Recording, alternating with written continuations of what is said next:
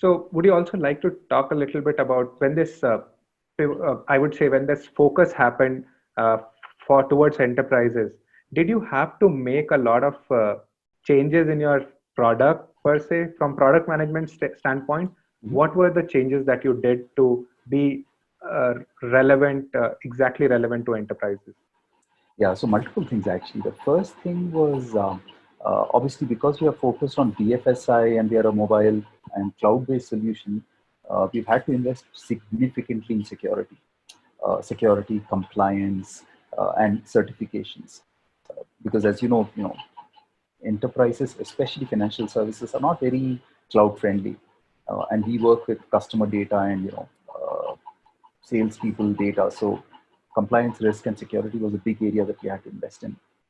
The second thing was obviously integrations, right? Hmm. Uh, Especially at enterprise, there are existing systems that you have to work with all the time.